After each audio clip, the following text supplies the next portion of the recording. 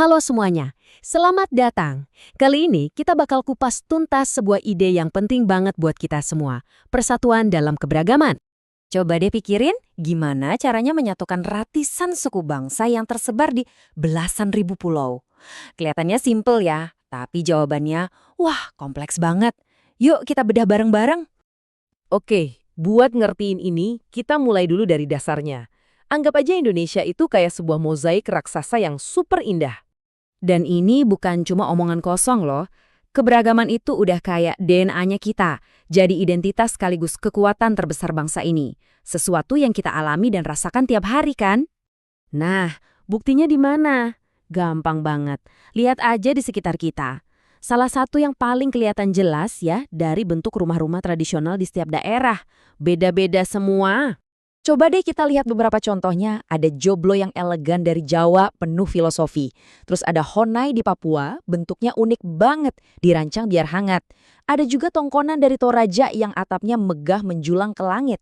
Rumah betang di Kalimantan yang jadi rumah buat banyak keluarga sekaligus. Sampai Balai Gelese di Bali. Keren kan? Masing-masing itu cerminan budaya dan kearifan lokal yang gak ada duanya. Oke, tadi kan yang bisa kita lihat. Sekarang, gimana dengan yang bisa kita dengar? Keberagaman itu juga punya suaranya sendiri. Coba bayangin deh, simfoni besar Indonesia. Ada suara gamelan yang adem banget di Jawa dan Bali. Petikan sasando dari NTT yang merdu, hentakan tifa di Papua yang bikin semangat, sampai getaran angklung dari Jawa Barat yang asik dimainin bareng-bareng. Plus, harmoni kolintang dari Sulawesi Utara. Setiap alat musik ini punya ceritanya sendiri. Nah, keragaman budaya ini juga jalan barengan sama keragaman spiritual. Walaupun ya proporsinya beda-beda di setiap wilayah, tapi ada 6 agama yang diakui secara resmi di Indonesia. Semuanya hidup berdampingan dan ini yang bikin lanskap keyakinan kita jadi kaya banget. Pertanyaannya sekarang, dengan semua perbedaan ini, kok bisa kita tetap satu? Kuncinya ada di satu kata sakti, toleransi. Jadi, toleransi itu apa sih? Penting banget nih buat kita pahami. Toleransi itu bukan cuma sekedar, ya udah biarin aja dia beda. Bukan, ini tuh sikap aktif buat menghormati, menghargai, bahkan merayakan perbedaan sebagai kekayaan kita bersama. Dan ini bukan cuma sekedar konsep atau angan-angan loh. Prinsip ini tuh beneran tertanam kuat di fondasi hukum negara kita. Ada di UUD 1945. Ini kan wujud nyata dari semboyan kita, Bhinneka Tunggal Ika. Walaupun beda-beda, kita tetap satu. Jadi, ini tuh bukan sekedar ide, ini adalah komitmen kita bareng-bareng.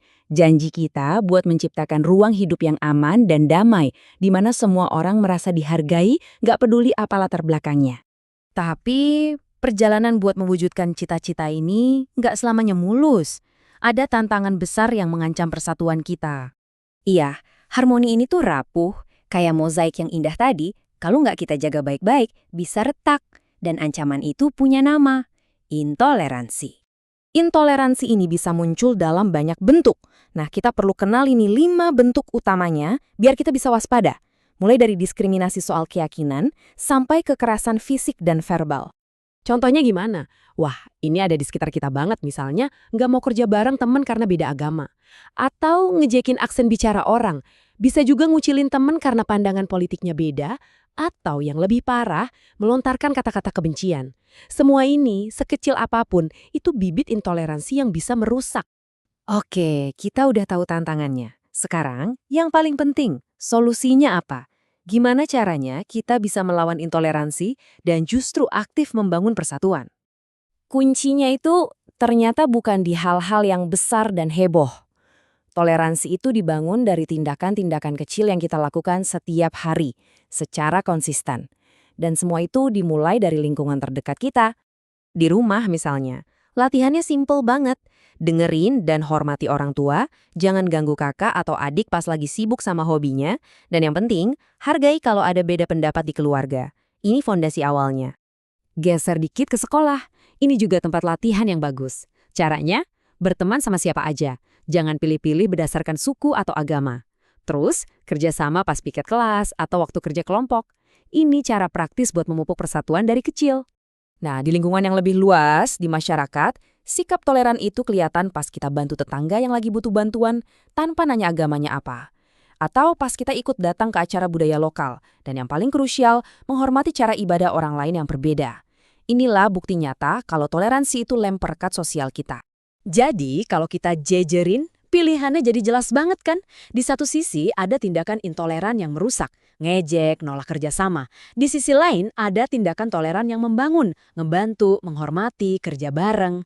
Pada akhirnya, masa depan mozaik indah Indonesia ini ada di tangan kita semua loh. Setiap hari, lewat setiap tindakan kecil kita itu sedang memilih. Jadi, pertanyaan yang buat kita semua, sisi mana yang akan kamu bangun hari ini? Pilihannya ada di tangan kita. Yuk, kita bareng-bareng jaga mozaik indah Indonesia ini.